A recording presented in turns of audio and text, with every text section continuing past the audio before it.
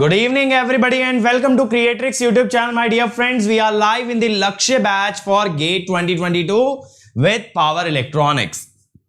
और power electronics में बेटा आज हम लोग क्या करने वाले हैं? आज मैं आपको प्रॉब्लम्स डिस्प्ले करने वाला हूं ऑन थायरिस्टर. तो थायरिस्टर के क्वेश्चन आप लोग अटेम्प्ट करने वाले, और ये क्वेश्चन अटेम्प्ट करने के बाद आपको एक बहुत ही अच्छा आइडिया लग जाएगा कि कैसे क्वेश्चन थायरिस्टर में फ्रेम होते हैं और कैसे हर क्वेश्चन को टैकल किया जाता है. तो आप लोग क्या करने वाले हो? आप लोग बेटा मुझे मिनिमम टाइम में मैक्सिमम करेक्ट आंसर देने वाले हो.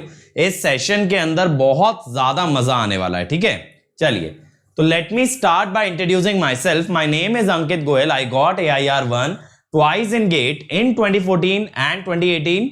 I was awarded President of India Gold Medal in the year 2013 when I graduated from IIT Indore.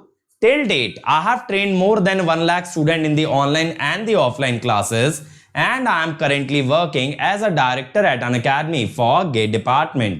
अब मेरे बारे में ये सारी चीजें आप लोग जानते हो बेटा, लेकिन मैं हमेशा ये कहता हूं कि इस चैनल पे जो हमारी पूरी टीम है, they are working really hard in order to make you guys successful. ये मेक श्योर करने के लिए कि हमारे बच्चे हर रेस में आगे रहें, ज्यादा से ज्यादा एग्जाम्स क्रैक करें और अपना बेस्ट परफॉर्मेंस दे पाए, तो उनको एनेबल करती है हमारी पूरी team.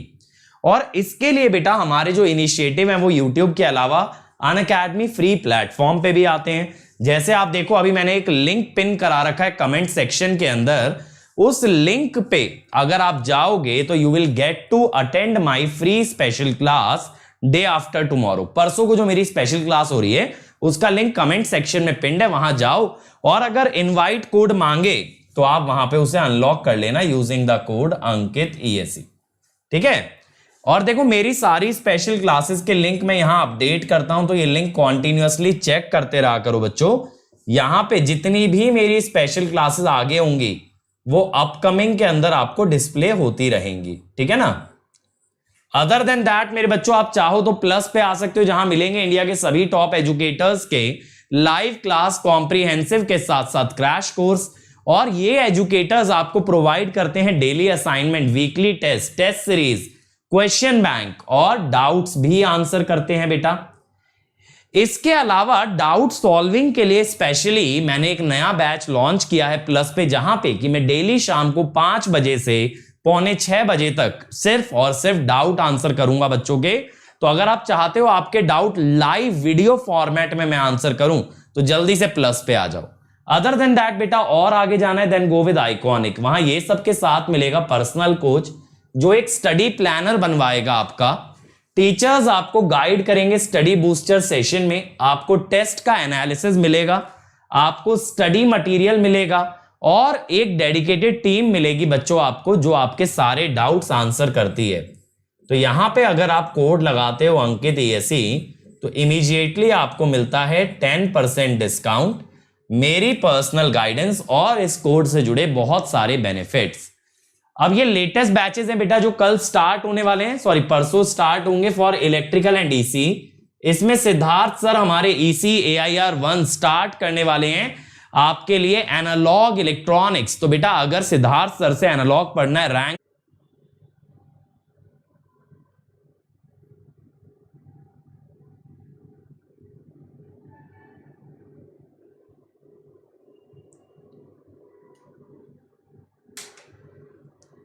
I think now it is fine बच्चों.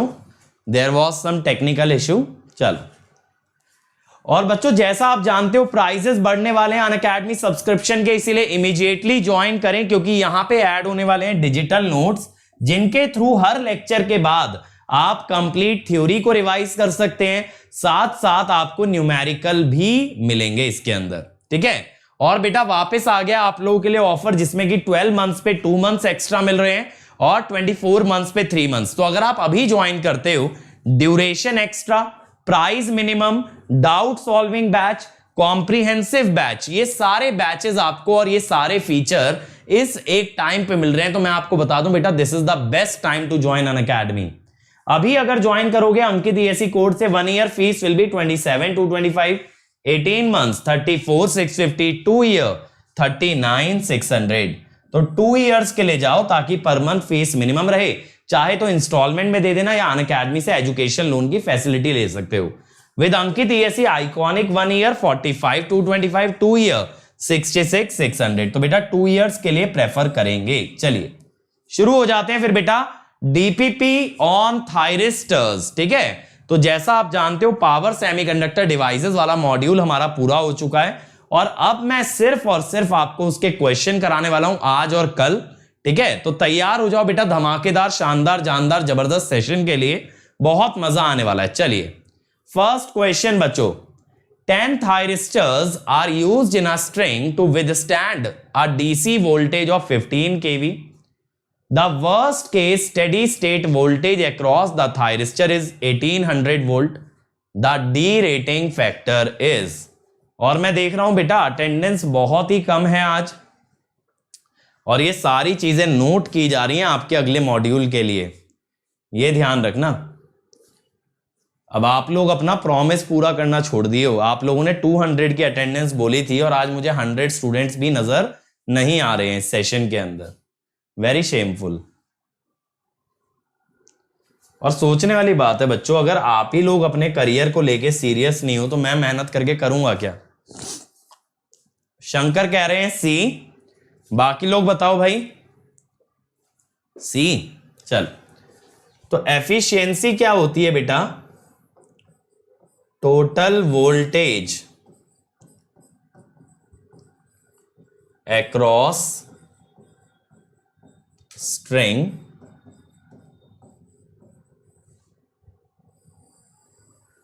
Over number of SCR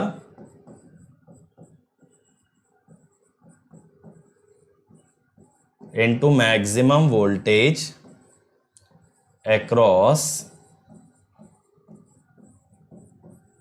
each SCR, ठीक है। तो ये हो गया आपका 15। अब डी रेटिंग फैक्टर होता है बेटा 1 माइनस एफिशिएंसी।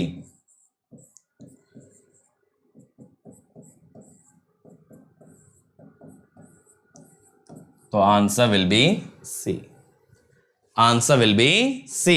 चलो next question, surge current rating of SCR specifies the maximum. बताओ भाई, surge current rating of SCR specifies the maximum. क्या होता है surge current rating?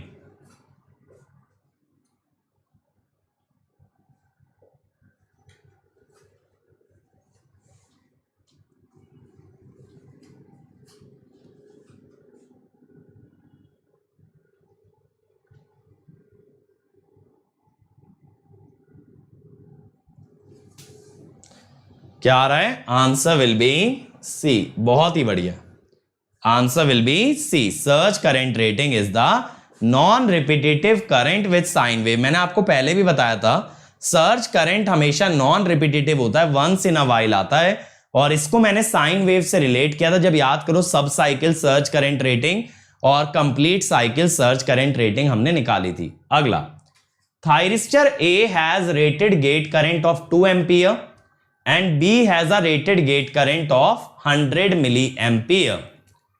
A is a GTO and B is a conventional SCR. B is a GTO, A is a conventional SCR. A may operate as a transistor, B may operate as a thyristor. बताइए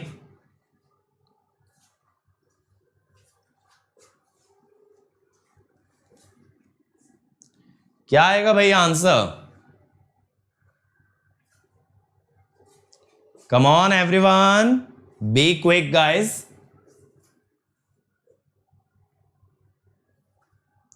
See, देखो बेटा,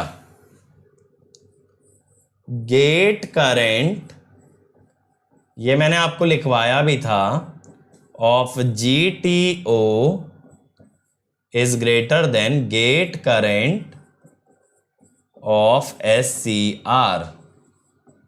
GTO का gate current ज्यादा होता है। तो ये तो क्लियर बात है, A is a GTO, B is a SCR और B में operate as a thyristor. A, answer will be A. ठीक है, हमेशा ध्यान रखना जीटीओ का गेट करंट एससीआर से ज्यादा होता है। तो मुझे नहीं पता तुम लोगों ने सी कैसे दिया, क्योंकि सी तो इनकरेक्ट स्टेटमेंट को रिप्रेजेंट कर रहा है, यानी जस्ट अपोजिट आंसर दे रहे हो। फर्स्ट एंड फोर्थ वाले आंसर दे रहे हो 2 and 3, गजब आंसर दे रहे हो। चलो अगला, for a pulse transformer the material use for its core and the possible turn ratio. ये मेरे ख्याल से हम देख चुके हैं, बट फिर भी चलो जल्दी से आंसर दे दो।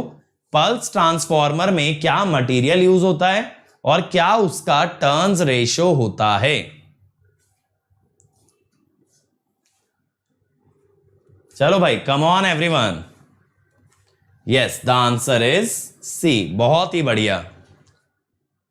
The capacitance of a reverse bias junction of thyristor is 20 picofarad. Charging current is 4 milliampere. What is the limiting value of dV by dt?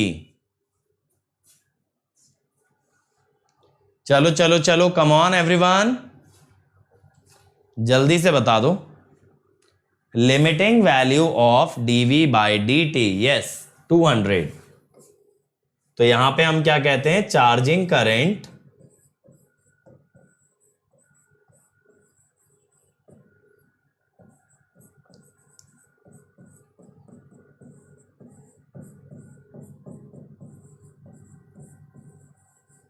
तो dV by dt is 200 volt पर micro second.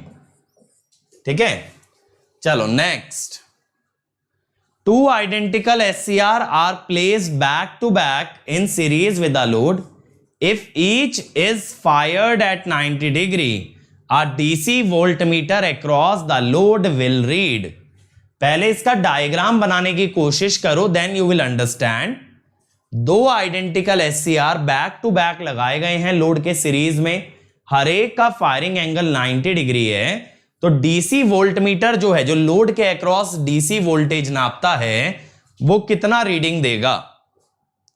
Ashutosh और नितिन कह रहे हैं B, बाकी लोग बताओ भाई।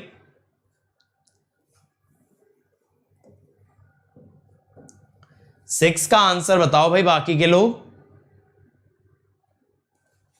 देखो यार, यहां पे क्या फंडा है,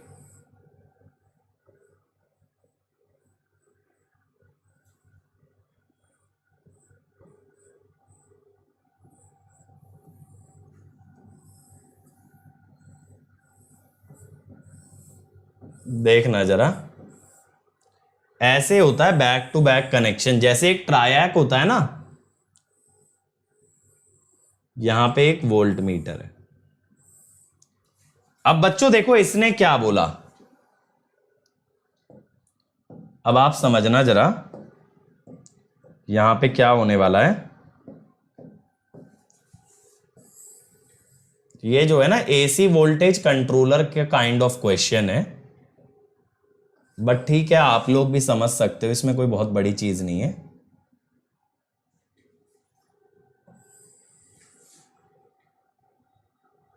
ठीक है, अब देखो ये हो गया आपका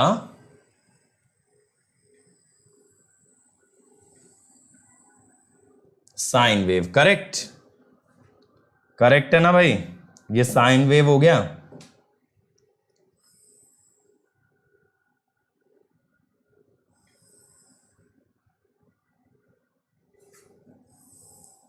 ये मैंने बढ़िया तरीके से नीचे ले लिया। अब देखो मैं क्या कहता हूं, मैं बच्चों ऐसा कहता हूं कि अगर ये Vs है which is Vm sin omega T, तो ड्यूरिंग पॉजिटिव साइकिल माने जब ऊपर पॉजिटिव नीचे negative, during positive cycle T1 will be forward bias. During negative cycle यानी जब पोलैरिटी पलट जाए, जब बच्चों पोलैरिटी पलट जाए, तब T2 will be forward bias. T2 will be forward bias, ऐसे। ठीक है, तो पॉजिटिव साइकिल में बेटा, पॉजिटिव साइकिल में आपका T1 फॉरवर्ड बायस होगा, लेकिन आप ट्रिगरिंग कहां पे कर रहे हो? 90 डिग्री पे, राइट। यानी फॉरवर्ड बायस होने के 90 डिग्री बाद आपको यह याद आता है, अरे भाई चालू भी तो करना था। सिर्फ फॉरवर्ड बायस करने से काम नहीं चलेगा ना, चालू भी करना पड़ेगा उसको। ठीक है, चलो अब देखो यहां पे क्या होगा घमासान। यहां तक तो बेटा देखो 0 वोल्टेज रहेगी जब तक थायरिस्टर ऑन नहीं था। ऑन होते ही आ जाएगी सप्लाई के बराबर। यहां T1 ऑन हो गया, फिर T1 बंद हो गया, अब ये वेट करेगा, T2 ऑन होगा, फिर सप्लाई के बराबर, फिर ऑफ, फिर T1 ऑन होगा, फिर सप्लाई के बराबर। समझ गए? जब जब दोनों में से कोई भी ऑन होगा बेटा, इनपुट और आउटपुट के बीच में एक पाथ बन जाएगा। जब जब दोनों में से कोई भी ऑन होगा, when either is on, V0 is equal to input voltage, right? जो भी सप्लाई पे है, एक भी ऑन हुआ तो शॉर्ट सर्किट हो गया, तो जो वोल्टेज इधर है वही आगे पहुंच जाएगी। अब इस वेवफॉर्म के अंदर अगर आप देखो मेरे बच्चों, तो एरिया तो बराबर है, positive cycle is equal to negative cycle, तो इसका एरिया 0, एवरेज इज 0। तो आंसर क्या आ गया आपके पास बच्चों? ए। Answer will be A. ठीक है बेटा, जब तक लोड नहीं दिया पवन जैसा भी होता, मान लो 180 के आगे भी जाता मेरे बच्चे, अगर 180 के आगे भी जाता तो भी सिमेट्रिकल तो रहता ही ना, पॉजिटिव नेगेटिव। मतलब जितना T1 कंडक्ट करे उतना ही T2 करेगा, ये तो बात ट्रू रहेगी।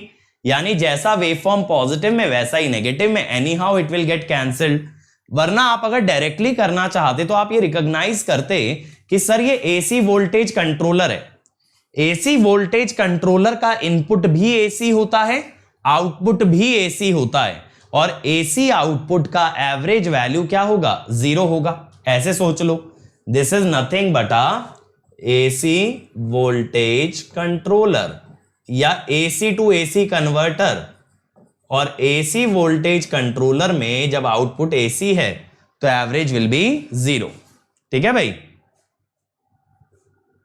इन सीरीज विद द लोड बेटा, बैक टू बैक सीरीज नहीं है Shruti, back to back in series with the load.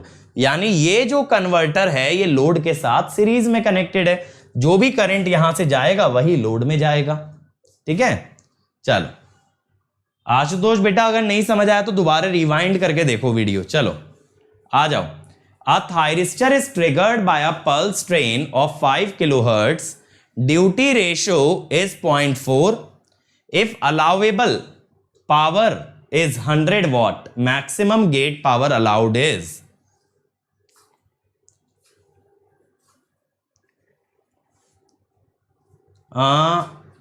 कह सकते हो आरएमएस पूछता तो बेटा देखो, आरएमएस पूछता ना डार्क, तो आप क्या करते, साइन की आरएमएस आती पीक बाय √2। अब यहां साइन कितने एरिया के लिए अवेलेबल है? पाई के लिए, π/2 पॉजिटिव में, π/2 नेगेटिव में। फिर मैं रूट अपॉन π/2π कर लेता, √π/2π से स्केलिंग कर देता। पहले साइन की आरएमएस लिखता Vm/√2, फिर उसकी स्केलिंग करता √π/2π से।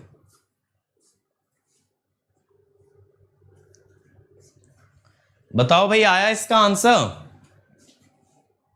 देखो इसमें क्या होगा, इसमें ना ये बोला है कि भैया आपको यहां पे एवरेज पावर दे रखी है, मैक्सिमम पावर अलाउड बतानी है।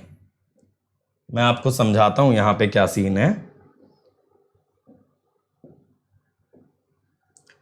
कि ना देखो, ये ऐसे कुछ पावर डिसिपेट हुई, कितने टाइम के लिए? ड्यूटी साइकिल 0.4 के हिसाब से। ठीक है, फिर 0 रही, फिर से आएगी,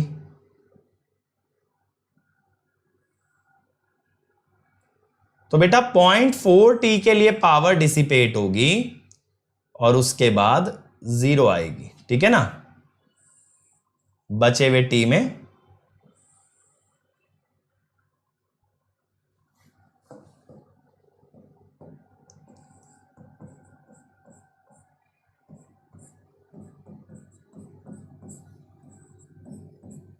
तो ये हो गई देखो पी मैक्स।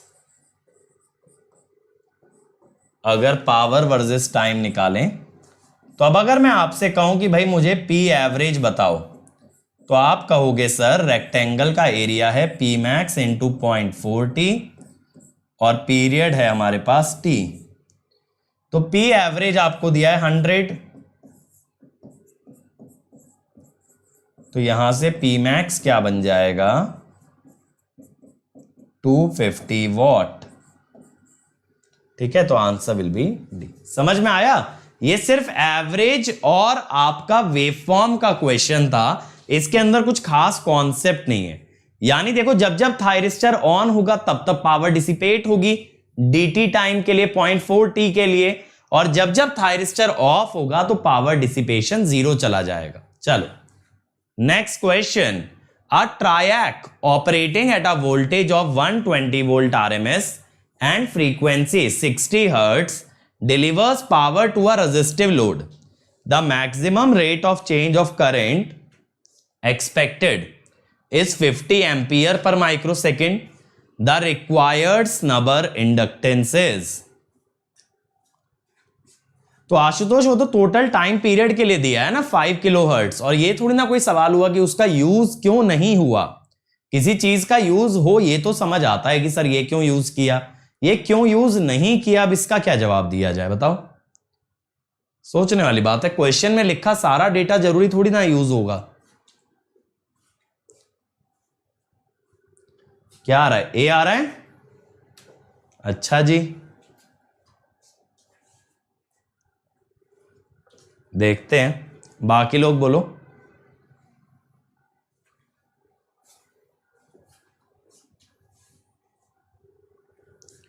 अब देखो इसने क्या बोला है कि ना, देखो सर्किट कैसा होगा मैं आपको बताता हूं। सर्किट कैसा है,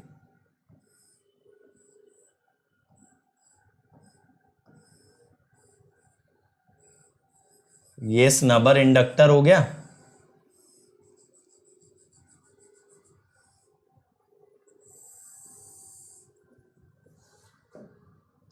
अब देखो यहां पे ये लगा रखा है,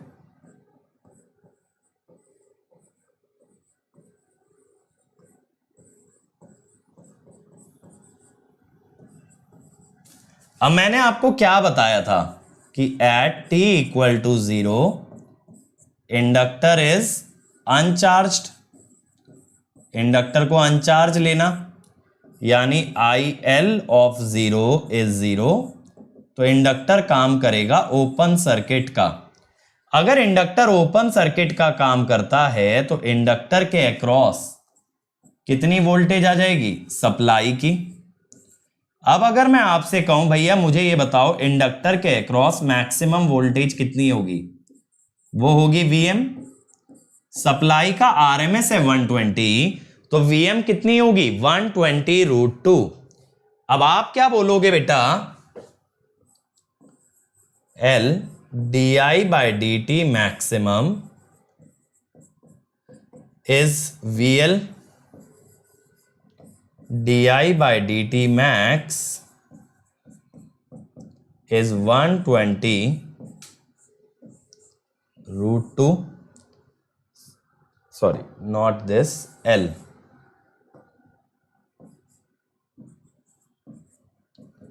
तो यहां से बना भाई 2.4√2। ऐसा कोई ऑप्शन है? हाँ 4.4 दे रखा है, 2.4 तो नहीं दे रखा यार। और माइक्रो हेनरी तो बन जाएगा अगर जैसे मैं पहले सोच रहा था। जस्ट अ मिनट यार, क्योंकि इस हिसाब से तो कोई भी ऑप्शन मैच नहीं कर रहा है। Just let me check by my calculator. एक और थ्योरी मेरे दिमाग में थी।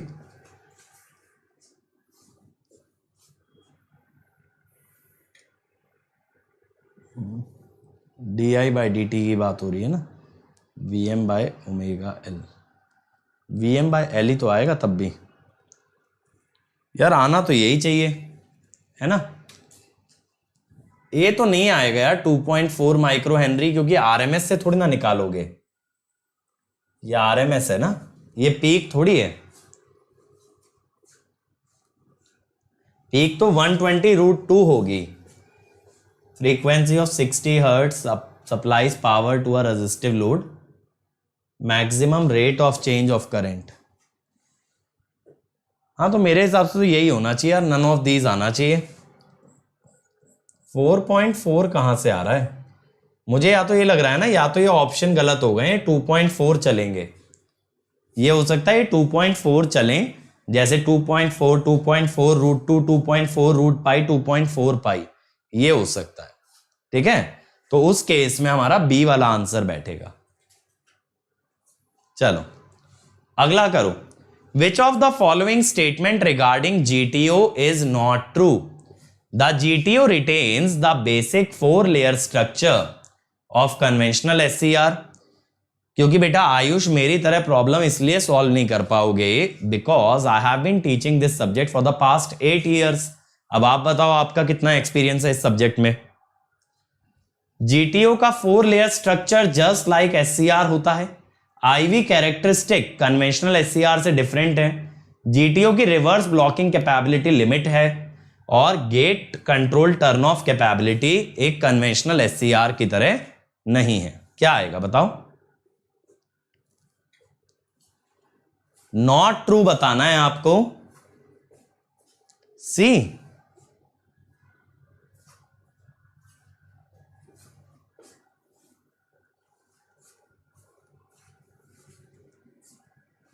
इसका आंसर बेटा बी आना चाहिए।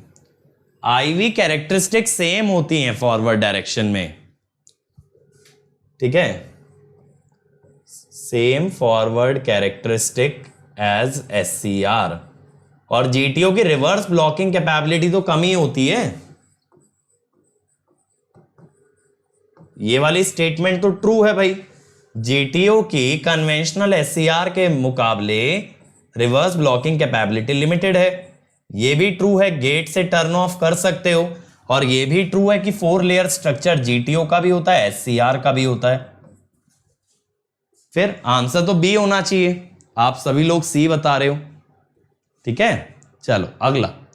During turn off process in a thyristor the current does not stop at the instant it reaches 0 but continues to flow to a peak value in the reverse direction. This is due to, बताओ भाई, current 0 पे रुकता क्यों नहीं है? देखो जब भी हमने टर्न ऑफ कैरेक्टरिस्टिक देखी है, current does not stop at 0, वो नेगेटिव में जाता है। अब ऐसा क्यों होता है बताओ? Hole storage effect, commutation failure, presence of reverse voltage across thyristor, protective inductance in series with SCR. बताइए क्यों करंट रिवर्स में जाता है? हैं? पवन कह रहे हैं डी का सी। अब ये कौन सा है बेटा डी का सी? क्वेश्चन नंबर तो 10 कर रहे हैं हम। Answer will be A. क्या होता है? Due to stored charges, due to stored charges in the device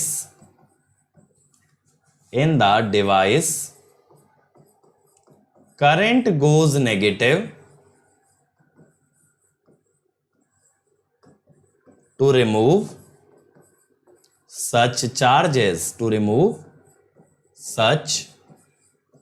charges, ठीक है, करंट नेगेटिव इसलिए जाता है क्योंकि वो चार्जेस रिमूव करने होते हैं।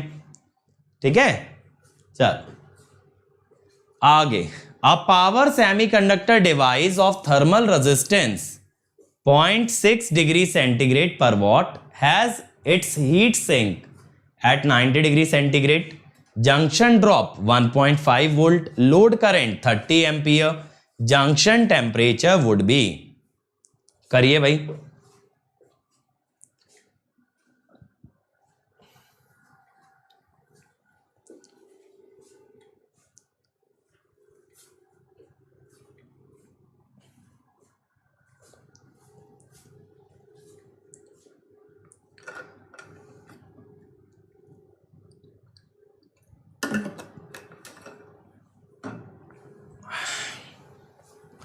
रितेश, आशुतोष, मंथन सब लोग कह रहे हैं सी। बाकी लोग बताओ यार। कम ऑन एवरीवन। शुभम भी कह रहे हैं सी, सक्षम कह रहे हैं सी। आया बाकी लोगों का? देखो सबसे पहले क्या करो, यहां ना एक एवरेज पावर डिसिपेशन निकाल लो। कैसे? V ऑन इंटू आई, ये हो गई 45 वॉट। ठीक है, अब यहां पे क्या होगा, एक थर्मल रेजिस्टेंस होगा,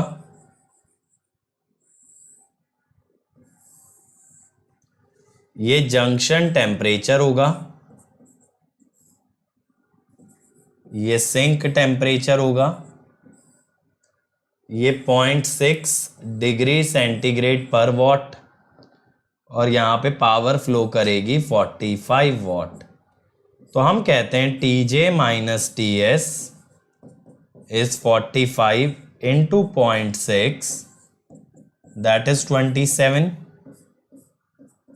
तो Tj would be 90 plus 27, 117 degree centigrade.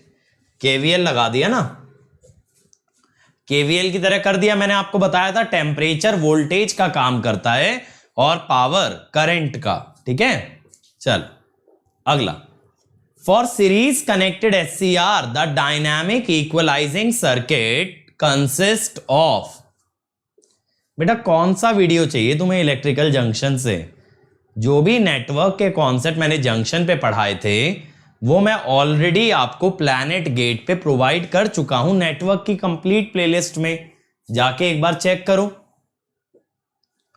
Kamlesh बेटा अभी बात चल रही है आईएन के एक अच्छे फैकल्टी से, अगर वो अग्री कर जाते हैं अनअकैडमी ज्वाइन करने के लिए तो आपका आईएन सॉल्ट हो जाएगा। ठीक है, क्या है? बहुत ही सही, सी। कैसा होता है dynamic equalising circuit?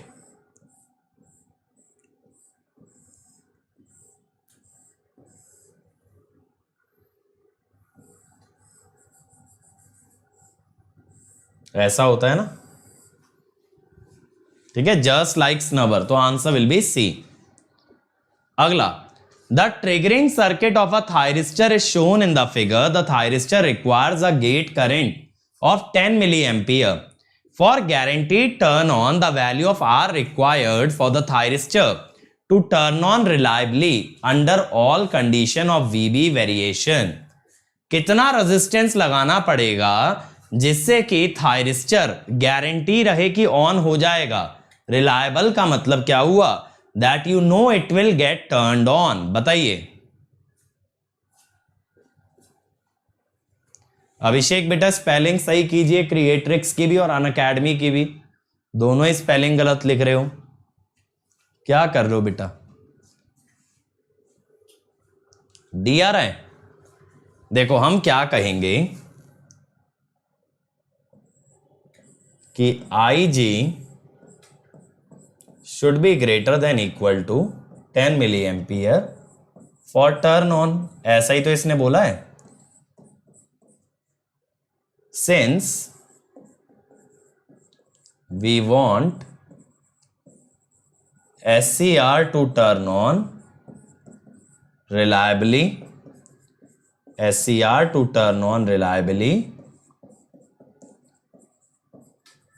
we would ensure that SCR gets 10 milliampere current even under worst condition। ठीक है, बुरी से बुरी कंडीशन में भी उसे 10 मिली एम्पियर मिले। अब भाई बुरी कंडीशन कौन सी है? कम वोल्टेज वाली, क्योंकि कम वोल्टेज पे ऐसा हो सकता है कि करंट कम हो जाए। तो वर्स्ट सिचुएशन के अंदर यहां पे आप 8 वोल्ट लेके चलोगे। अब यहां पे आप क्या बोलोगे कि IG, इसने देखो इधर कोई वोल्टेज नहीं बताया, गेट और कैथोड के बीच में इसने हमें कोई वोल्टेज नहीं बताया, तो मैं क्या बोलूंगा IG इज 8/R और मैं कह रहा हूं वर्स्ट कंडीशन में भी इसे 10 मिली एम्पियर मिलते रहना चाहिए, तो यहां से आर आ जाएगा 800 ओम। ठीक है, अगर 1600 लेते तो क्या होता, मान लो 1600 लेते, बी लेते, तब क्या होता बेटा, बी लेते और मान लो वोल्टेज आ जाती 8 वोल्ट, मान लो आप 1600 लेते और वोल्टेज 12 - 4 यानी 8 आ जाती, तो करंट बनता 5 मिली एम्पियर और उससे एससीआर ऑन ही नहीं होता। इसने बोला एससीआर ऑन होना चाहिए हर कंडीशन में, हर कंडीशन में एससीआर ऑन होना चाहिए, तो हमने वर्स्ट सिचुएशन ली। डार्क बेटा this has nothing to do with triggering, ठीक है, nothing to do with triggering. Anode cathode circuit latching current के हिसाब से मिनिमम पल्स विड्थ बता सकता है, लेकिन ट्रिगरिंग सर्किट पे कोई असर नहीं डालता। वो बस ये बता सकता है गेट करंट कितनी देर तक लगाना है, कब तक लगाना पड़ेगा, जब तक एनोड करंट लैचिंग करंट के बराबर ना हो जाए। ठीक है, चलो अगला question, which of the following statement regarding two transistor model of PN 4 layer device is correct? हर्ष बेटा एक चीज है, पहली बात तो अगर कोई भी बच्चा फैन है टीचिंग का, लर्निंग का, ठीक है, किसी भी चीज का, तो उसको खुद आना चाहिए। अब एक छोटी सी बात है, तुम कह रहे हो कि मुझे अमन सिंह को शाउट आउट देना चाहिए because he is a very big fan of me, तो he should be attending the class, right. चलो बताओ जल्दी से। Regarding the two transistor model, it explains only the turn on portion, it explains only the turn off portion, negative region portion, all the regions of the device characteristic. क्या आएगा इसका answer? आएगा D. भाई GTO में turn off भी तो बताता है, बताओ जीटीओ में टर्न ऑफ बताता है कि नहीं बताता है, बोलो मेरे भाई। चलो अगला, SCR having a turn on time of 5 microsecond, latching current of 50 milliampere, holding current of 40 milliampere। बेटा अगर आइसोलेटेड नहीं भी होता तो भी कोई असर नहीं डालता। डार्क आइसोलेशन इसलिए करते हैं ताकि एनोड का सर्किट का कोई फॉल्ट, कोई हाई करंट गेट में घुस ना जाए। ये थोड़ी आइसोलेशन नहीं करोगे तो घुसेगा ही घुसेगा, समझ रहे हो। नॉर्मल कंडीशन में गेट कैथोड और एनोड कैथोड सर्किट सेपरेटेड रहते हैं, एक को दूसरे से कोई मतलब नहीं होता है, लेकिन हम इसलिए आइसोलेशन करते हैं सेफ्टी पॉइंट ऑफ व्यू से कि अगर उधर कुछ गड़बड़ आई उस कारण से इधर कोई गड़बड़ ना हो जाए।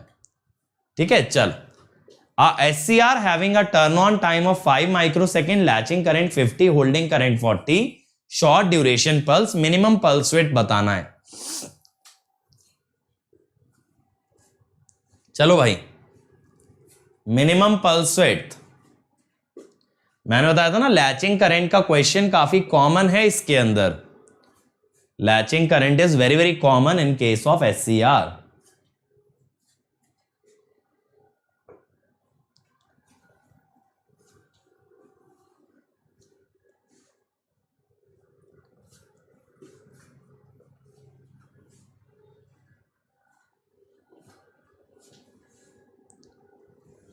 क्या आ रहा है? बी आ रहा है, देखें बाकी लोग भी निकाल दो एक बार, फिर देख ही लेते हैं। देखो यार, इसकी शुरुआत कैसे करते हैं। SCR को ऑन मानते हैं, यानी शॉर्ट सर्किट मानो। अगर शॉर्ट मान लिया तो 100 वोल्ट इधर आ गई, 20 मिली एम्पियर। अब यहां मुझे चाहिए latching current, thyristor current must be equal to IT must be equal to latching current which is 50 milliampere। अब बेटा ये दो करंट से बनेगा, एक RL सर्किट के करंट से और एक रेजिस्टेंस के, तो मैं बोलता हूं IRL + 20 must be 50। तो IRL कितना होना चाहिए? 30 मिली एम्पियर। अब भाई RL सर्किट में इमीडिएटली तो करंट फ्लो नहीं करेगा, इंडक्टर का करंट ग्रेजुअली बढ़ता है। तो मैं कहता हूं फॉर दिस थिंग कि I इन्फिनिटी कितना होगा, आरएल सर्किट में इंडक्टर को शॉर्ट कर दें तो 5, आई जीरो कितना होगा 0। इसके हिसाब से I R L as a function of T अगर लिखें 5 प्लस ट्रांजिएंट इक्वेशन लगा रहा हूं 5 1 माइनस, ठीक है।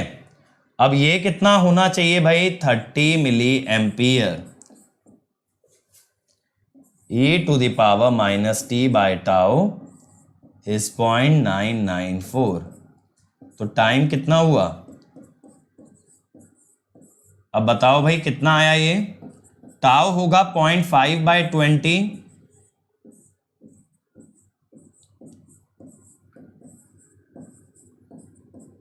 कितना आ रहा है 150 माइक्रो सेकेंड आ रहा है सबका। चलो फिर सबका आ रहा है तो सही होगा, वैसे कभी कभी तुम गलत भी हो जाते हो सारे के सारे।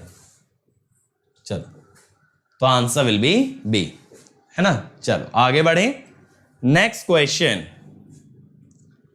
During forward conduction a thyristor has static VI characteristic as explained, ठीक है। 0.8 plus 1.2/100 IA, the average power loss carrying a half sine wave of peak 50 ampere. Average power loss बताओ भाई, यहां पे ऐसा दिया है characteristic,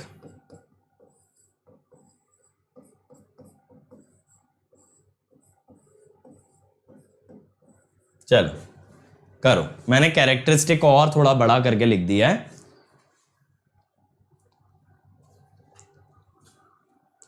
Come on everyone, be quick guys.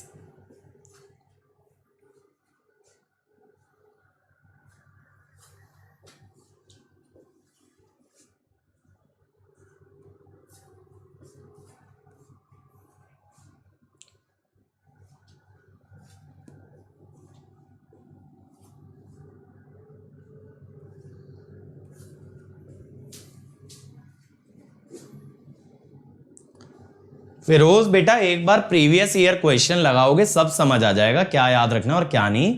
Otherwise revision के लिए मेरा क्रैश कोर्स भी देख सकते हो, वहां से तुम्हें शॉर्ट नोट्स भी मिल जाएंगे, ठीक है। इसी चैनल पे क्रैश कोर्स है, उसमें मैंने पूरा पढ़ा रखा है कि कौन कौन सी चीजों पे क्वेश्चन बनते हैं, और मैंने आपको शॉर्ट नोट्स बनाने का तरीका भी बताया बेटा।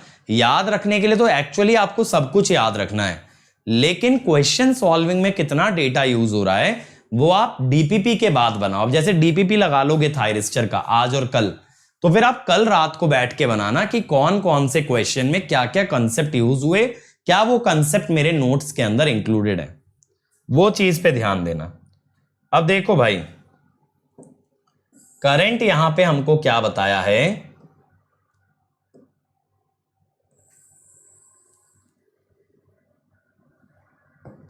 कि हाफ साइन वेव है इस टाइप से, ठीक है। पीक वैल्यू है 50, आई वर्सेस टी या ओमेगा टी कह दो।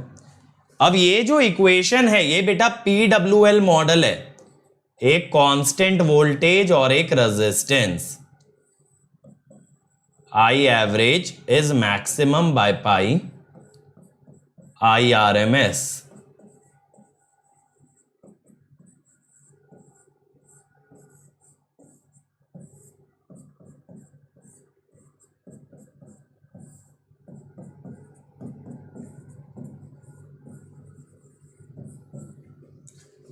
तो अब पावर लॉस क्या होता है बेटा, जो कांस्टेंट ड्रॉप होता है उसके साथ एवरेज करंट और जो रेजिस्टेंस होता है उसके साथ RMS करंट, ठीक है। V ऑन कितना है 0.8 और RMS कितना है 25 स्क्वायर, ठीक है। अब ये हो गया बेटा 40/पाई इंटू 625 सॉरी प्लस 625 इंटू 1.2/100 20.232। मैंने देखा कुछ बच्चों ने सही आंसर दिया है चैट में। अपर्णा ने सही दिया है, शुभम, शंकर, संजय, सक्षम, अमर, इन लोगों ने सही दिया है। अपर्णा फिर T/8 लोगे क्वार्टर साइकिल के लिए बेटा। चलो अगला, thyristor shown in the figure has I square T rating of 20 ampere square second if terminal A gate short circuited to ground the approximate fault clearing time so that SCR is not damaged। बताइए जी।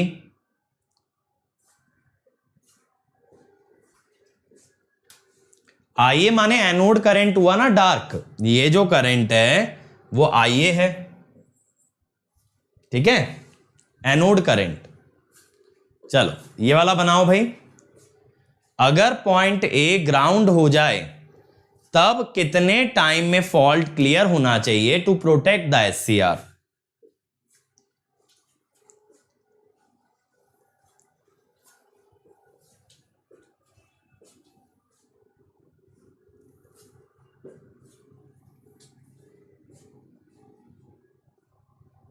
No idea. चलो बाकी लोग करो।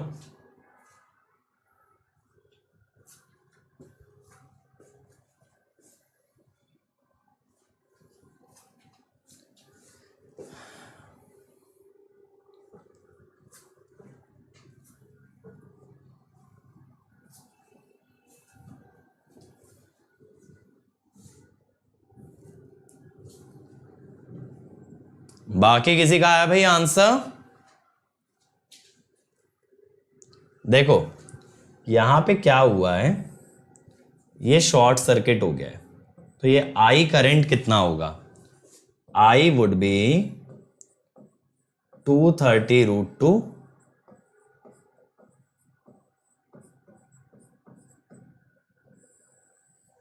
Resistance कितना होगा? देखो 1 + 10 parallel 1 यानी 10/11 21/11 हो गया।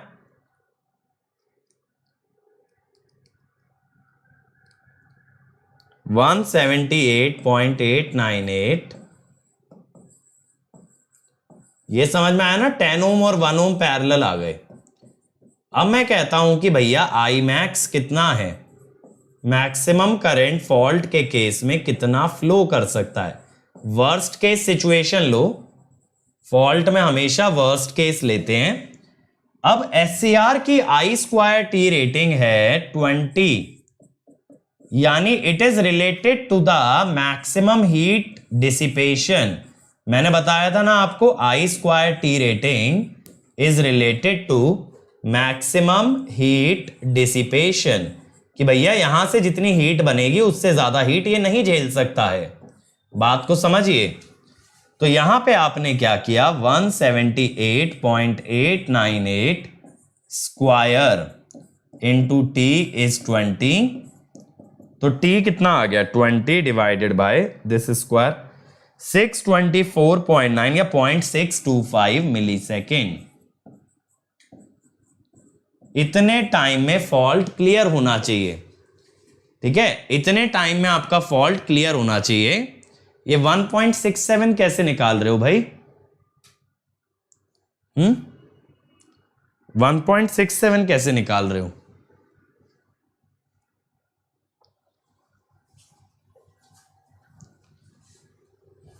I max 170,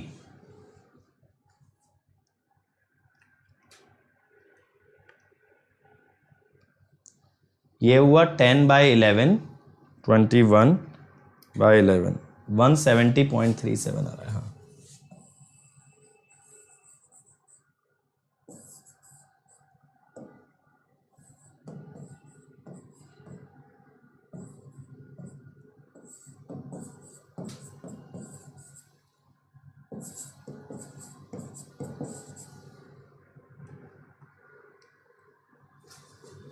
.688,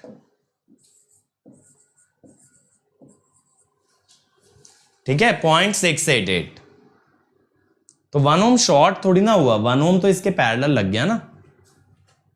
चलो आगे बढ़ते हैं। अगला question, the data sheet for SCR gives maximum RMS on state current as 35 ampere अब बच्चे स्टेटमेंट में कंफ्यूज हो जाएंगे, सर मैक्सिमम भी लिखा है आरएमएस भी। इसका मतलब है जो भी वेवफॉर्म पास करो उसका आरएमएस 35 से कम ही होना चाहिए। एससीआर 35 एम्पियर से ज्यादा आरएमएस वैल्यू नहीं झेल पाएगा, समझे? Whatever waveform passes through the SCR, its RMS value should stay less than 35 ampere. If this SCR is used in a resistive circuit, the average on-state current rating for rectangular wave current for conduction angle of 90 degree. बताइए।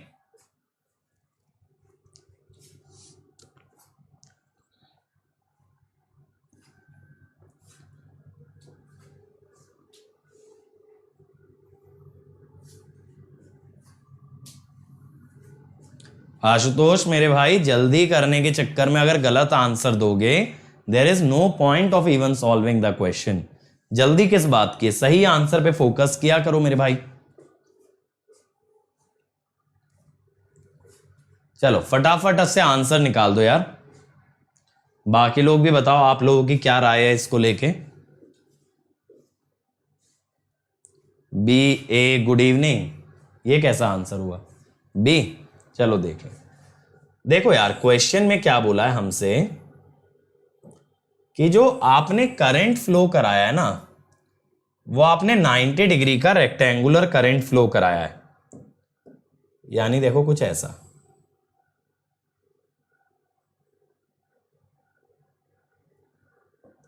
ऐसा कह देते हैं 90 degree तक ये आया, उसके बाद जीरो रहा। अब मैं यहां पे आप लोगों से क्या कहता हूं कि अगर मुझे आई आर एम एस चाहिए तो that is I M 90/360 under root, यानी आई एम बाय 2, ये है 35। तो आई एम कितना हो गया बेटा? 70 एम्पियर हो गया। अब मैं कहता हूं आई एवरेज, ये होगा I M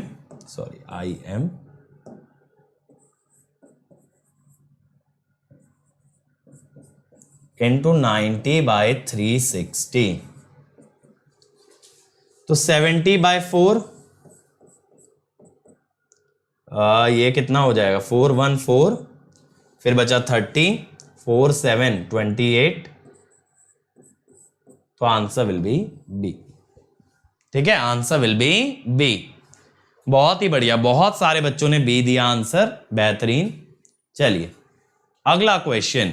R L C in a SCR circuit meant for protection against di by d t and dv by d t are given if supply voltage is 240 volt DC, what is the permissible value dv by d T?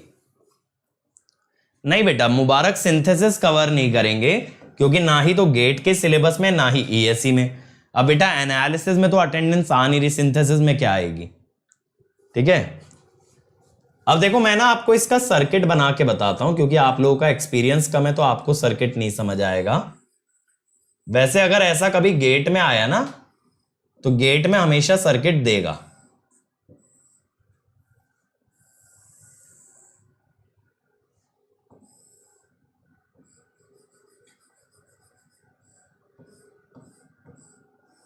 ये ऐसा circuit है।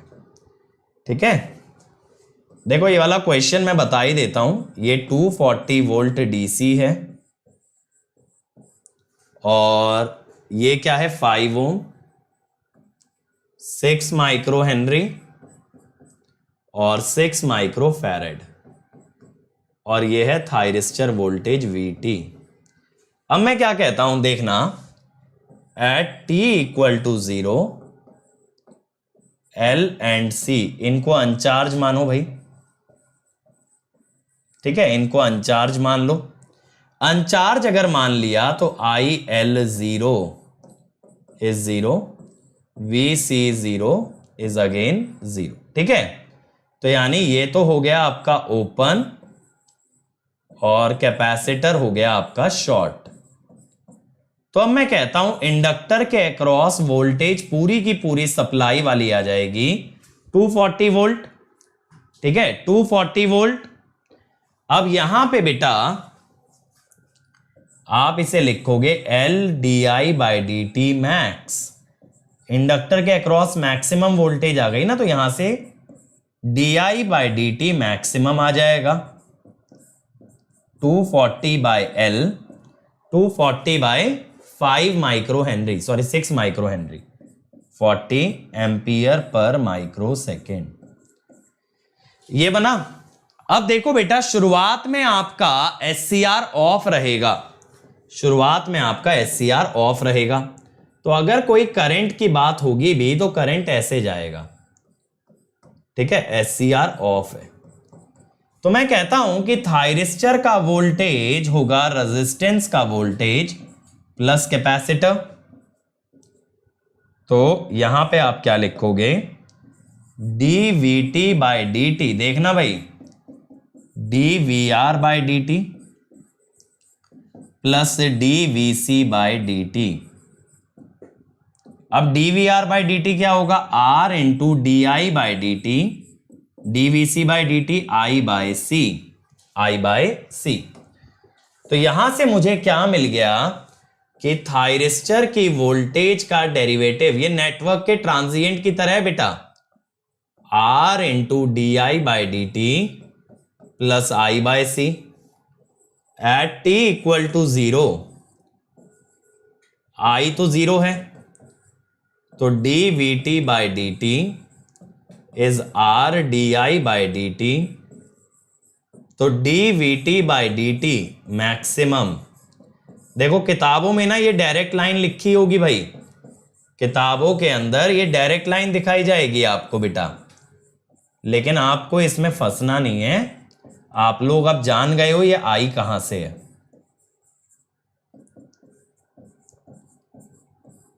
तो ये होगा answer, समझ गए। Books के अंदर ना डायरेक्टली लिख देते हैं कि dV/dt is R into di/dt। Last question में IRMS की स्केलिंग में IM कैसे लिया, आशिकी देखो, अगर वो कंप्लीट एक फ्लैट वेव होती बेटा, अगर वो एक कंप्लीट फ्लैट वेव होती तो ऐसे जाती ना आइडियली, तो इसका RMS आता IM। लेकिन अब 360 में से 90 डिग्री आ रहा है, तो मैंने 90/360 से स्केलिंग कर दिया। ठीक है, चलो क्लियर हो गया।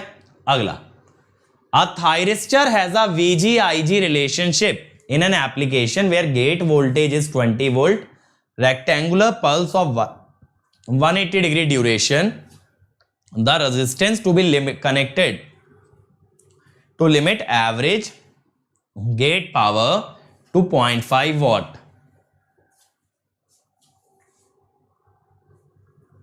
चलो भाई जल्दी से बना दो ये वाला क्वेश्चन भी। हाँ, ये स्केलिंग वाला फंडा पावर इलेक्ट्रॉनिक्स में काफी काम आता है। एवरेज और आरएमएस की स्केलिंग का तरीका याद रखो।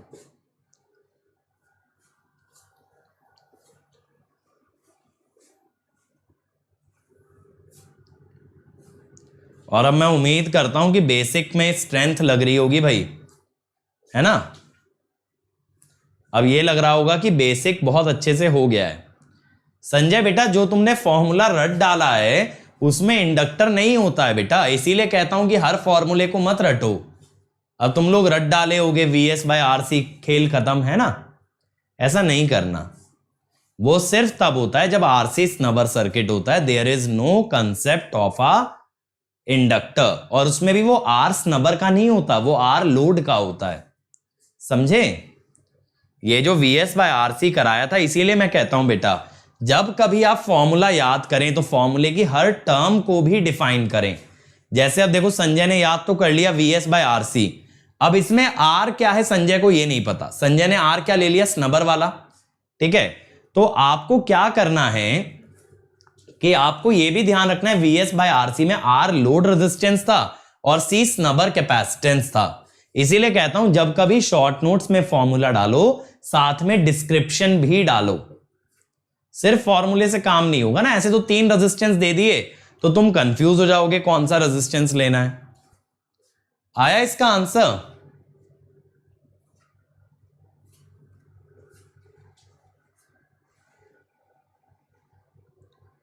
आशुतोष बेटा √2 साइन के लिए लेते हैं, ऐसा थोड़ी किसी भी वेवफॉर्म के लिए √2 से मल्टीप्लाई कर दोगे। कैसी बातें कर रहे हो बच्चे, अजब गजब सवाल आते हैं कभी कभी। देखो यार, इसने हमें क्या बोला है, P एवरेज इज 0.5 वॉट। अभी मैंने आपको ये दिखाया था ना बेटा, ये क्या होता है, P maximum into duration duty cycle by T, या फिर इस केस में इसने बोला है 180 डिग्री की पल्स है तो average power is maximum power into 180 by 360। तो यहां से मैक्सिमम पावर कितनी आ गई, 1 वॉट, है ना। मैंने अभी आपको रेक्टेंगुलर वेवफॉर्म बना के दिखाया था ना एवरेज पावर का भी। अब मैं कहता हूं ये हो गया एक तरह से VG IG is equal to 1।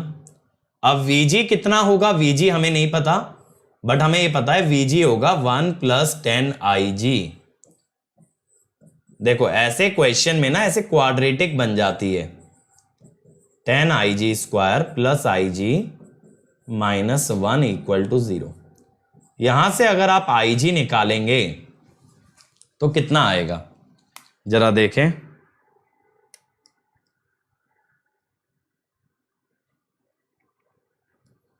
-1 0.27 ampere. तो VG कितना हो जाएगा यहां पे, 1 + 10 IG 3.7 वोल्ट। अब सर ये रेजिस्टेंस कैसे निकलेगा, इसके लिए ना बेटा आपको सर्किट देखना पड़ेगा। जब मैंने आपको गेट कैथोड कैरेक्टरिस्टिक पढ़ाया था तो मैंने आपको सर्किट भी बताया था। अब आप देख रहे हो जितने न्यूमेरिकल कॉन्सेप्ट मैंने आपको पढ़ाए हैं, हर एक पे मैंने आपको इस सेशन के अंदर क्वेश्चन दिखाया है, चाहे थर्मल प्रोटेक्शन हो, चाहे स्नबर सर्किट हो, फिर चाहे वो गेट कैथोड कैरेक्टरिस्टिक हो, लैचिंग करंट हो, हर चीज आप देख चुके हो। तो मैं इस सर्किट से कहता हूं RS is ES - VG by IG। तो बेटा 20 - 3.7 डिवाइडेड बाय 0.27 60.37। लो एग्जैक्ट आ गया, एग्जैक्ट आ गया भाई B, ठीक है 60.37। समझ में आ गया। तो आज के लिए बेटा यहीं तक रखेंगे, कल फिर से मिलेंगे और एक और DPP लगवाऊंगा 20 क्वेश्चन का। तो ओवरऑल तुम्हारे थायरिस्टर पे 40 क्वेश्चन DPP में हो जाएंगे और डेली क्लास के अंदर भी हम लोग करीब 5 क्वेश्चन डेली बेसिस पे कर रहे हैं, तो काफी क्वेश्चन आपके हो जाएंगे। उसके बाद आप प्रीवियस ईयर क्वेश्चन लगा लेना गेट और ESE के, बहुत अच्छे से तैयार हो जाएगा, ठीक है। चलो, और बच्चों देखो मेरी स्पेशल क्लासेस का ये लिंक है और मैंने एक लिंक परसों की क्लास का डाला हुआ भी है चैट सेक्शन में, अगर आप देखोगे पिंड है, तो आप लोग वो क्लास अटेंड जरूर करना मेरी। मैं एनालॉग के प्रीवियस ईयर क्वेश्चन बनवा रहा हूं, वो भी नेटवर्क की मदद से, ठीक है। अब देखो 27 तारीख को याद रखेंगे 11 बजे होने वाला अनअकैडमी कॉम्बैट। इसमें एनरोल कर लेना simply by using the code Ankit ESE, ताकि मुझे पता चले मेरे बच्चों ने कैसा परफॉर्म किया है, और अच्छा करोगे तो you can win up to 100% scholarship, ठीक है।